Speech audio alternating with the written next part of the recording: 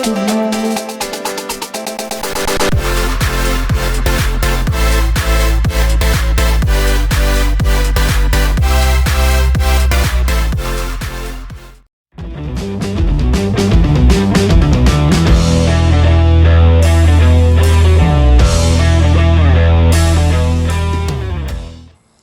right, guys, we are here in Death Valley, also known as Alexandria High School at Larry Ginn Field.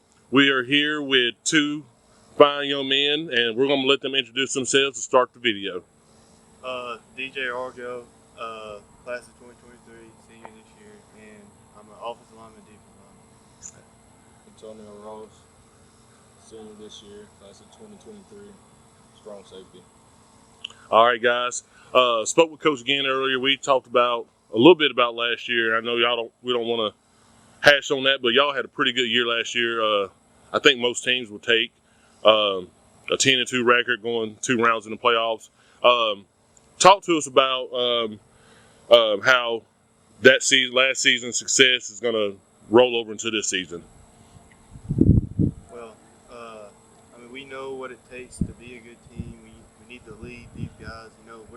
We're one of the few people on this team from the last year, so we need to know how to lead and how to tell all these little guys know how to work and put in the work to win games. All right. It's all about working hard each day, off season and during the summer. That's all that matters is working hard. And if you don't work hard during the summer and off season, then you're not going to succeed like every year. And at Alexandria, you're going to succeed no matter what because we work hard each year. Good deal. Speaking of leadership, and I like to ask this question when I do interviews. Coach Ginn picked you two guys to do this interview, so that should tell you something how he feels about you guys. How does it make you feel knowing that he looks up to you guys as leaders and to represent not only your team but your school and your community in this preseason video? Well, we got some pretty big shoes to fill from last year, and it really gives me confidence in that I can do whatever I need to do to lead this team, and this team, we're going to be good this year. It depends on us. It depends on us too if we want to be good or not. All right. To me, it means a lot, but you can't just have the big head of the team. Right. Because to me, everybody on the team is a leader because we succeed off each other. So there's not just one leader. At Alexandria, everybody's a leader, no matter what. Good deal. One thing I noticed, having spent a full year with y'all last year, is y'all are like one big happy family. This town is like one big happy family. Talk to us about how it is putting on that Alexandria jersey on Friday nights and knowing that you've got this whole town behind you every Friday night. Well, I'm not originally from this school. I moved here last summer, and I'm telling you, it's a whole different feel than any other high school. They're behind you no matter what. Going bad, going good. It don't matter. There'll be 100 people after the game talking to you, saying you did just fine. It's all right. Yeah. No matter what the outcome is, and it just makes you proud to wear that orange and black. Oh yeah. Putting on the jersey will mean a lot to each player, no matter what. As soon as you put on that jersey, you should know that you fought for everything the whole summer just to get to the season. So basically, when we come out here on Friday nights, we're bringing the energy to the crowd and to the team, and they're going to bring it back. Good deal. Kind of shifting gears a little bit and kind of going back. Talking about summer workouts.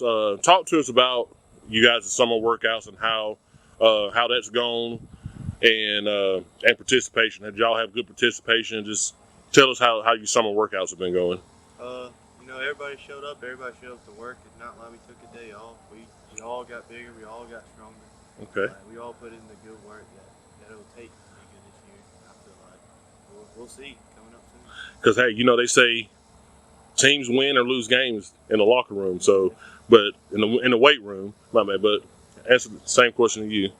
For me, being in the weight room since my 8th grade year, I've seen people come and go, succeed and not succeed, depending on their emotion, and how they come in. Okay. So whatever they put in, they better put out. Got you. Again, kind of going back on leadership. You two guys, like I said, Coach Ginn look to you two to be leaders on the team, and to get you guys where y'all want to be from a goal standpoint. What do you have to do? What do you feel that you need to do personally to make sure you guys accomplish your goals and hold your teammates accountable? I really feel like we need to keep the energy up no matter what's going on.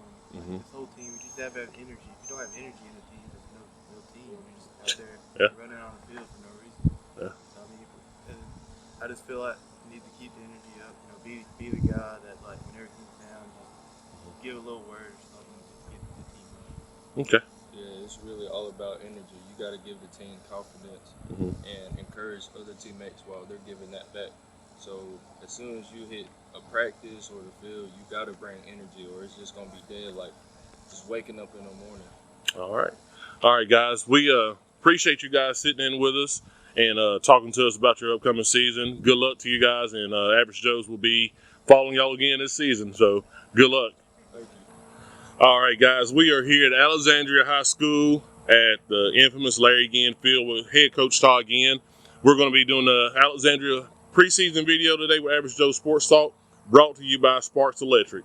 Coach Ginn had a fantastic year last year. I know it didn't end the way you wanted it, but you guys had a very good run last year. Talk to us a little bit about last season. Yeah, last season, we had a lot of dynamic players on both sides of the ball, and a lot of size, a lot of speed, and that's usually a good, a good recipe for success on the football field. So, it's high school football, different year, different guys, but last year had a really good year, had a bunch of good guys, a bunch of leaders, and a bunch of, when you start talking about high school, you better talk about their ability, because you got to go with what you got, and we luckily had a group of guys that not only worked hard, but were gifted, God gifted in their abilities and used them well. Yeah, several of those guys have moved on to the next level, which is a huge testament to what you guys do here. Hey, going from high school and getting the opportunity to play at college, that's a huge thing. And like I said, that means a lot to those guys and for your program. Talk to us about those guys that left last year and them moving on to the next level mean for your program. Yeah, the first guy that comes to mind is obviously Jabez. He was so dynamic. I called him a phone booth guy. One of those guys that's even hard to hem up in a phone booth. And he'll do well. Yeah. He's at Memphis, and a lot of times for those really gifted athletes in high school, they got to realize that once they get to the next level, that they're a small fish, in a big pond. And their mentality that first year, whether they're redshirted or whether they're fighting for a position or whatever, it's such a big year. And, you just hope those guys do well. But, you've got, I'm going to miss somebody if I name them all, but Jabez, Braxton Tucker's up in Kentucky. Mark Brown's getting a chance to play. Javaris Williams is at Gordon State. Trent Turner's down in Montgomery, Faulkner. You just got a lot of guys that got a chance to play, and that doesn't happen a lot, at a rural place like this. We had a special group of guys that, once again, a lot of people don't realize on the college level that a lot of the college people are looking for measurements. Right.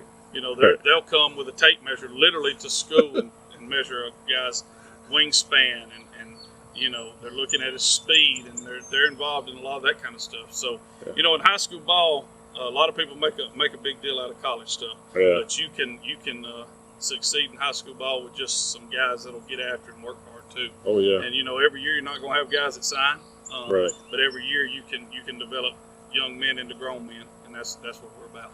Good deal. Like I said, last year was a great year. You said, new year, new group of guys. Talk to us about your team this year. Yeah, this year I think we got 3 guys returning on offense. Got 3 on defense. So we're looking for 16 newcomers, and not to say they're newcomers, but new to playing time. Right. And we challenge our guys every year to forget the last year, focus on this year, and our guys really work hard. I'm blessed to be at a place where the guys come to work. We got such a tradition of working hard, and they work really hard. And this year's team is going to be a lot different.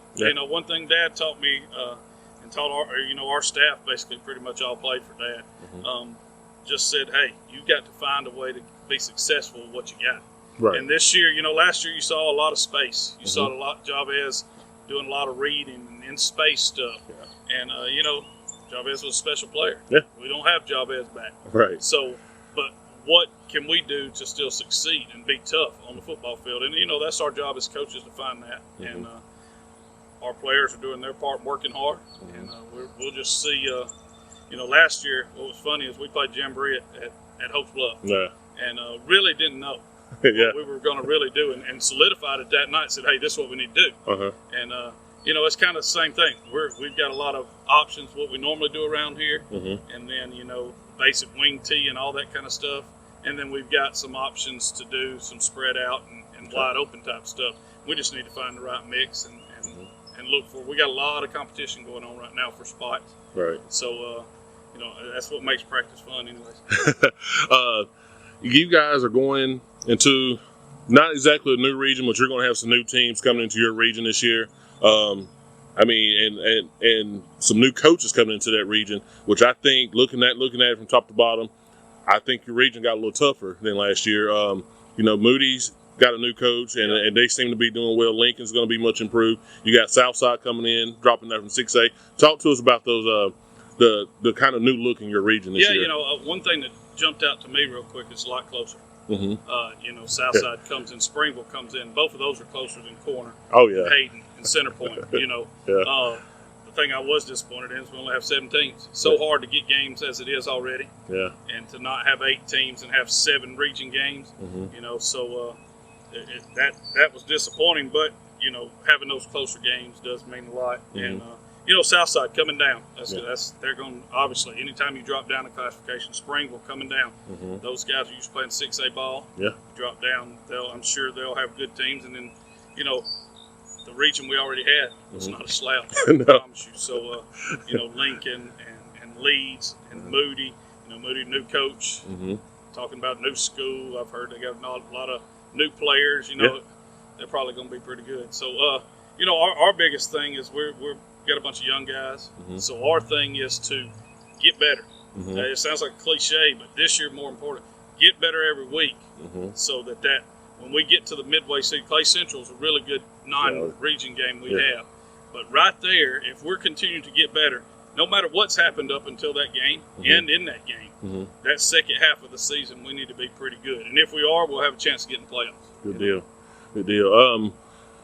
Well, Coach, we appreciate you sitting in with us. I know you got to get ready for practice. Good luck to you guys this season, and Average Joe's will be following you guys throughout the season. I was hoping y'all bring a little cooler weather. You did. It got hotter, Reggie. I know. All right. Appreciate you, Coach, again. Thank you.